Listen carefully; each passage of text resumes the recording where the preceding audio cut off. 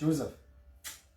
Guys, if you can read this guy, like read and catch some nuggets from him, you will understand that the reason why this guy made it this good or this far, it's the principles that he lived by.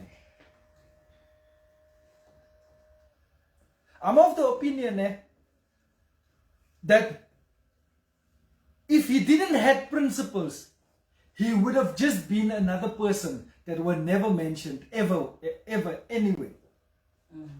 But because of his principles, how many people died when they went to slavery? Lots. You see, there's so many people that died during the slavery times. There was a lot of people.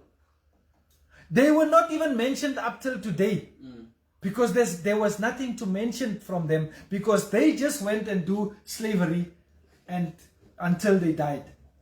They didn't do it with diligently, or they didn't do it with as if they do it for the Lord. Therefore, their names are not mentioned.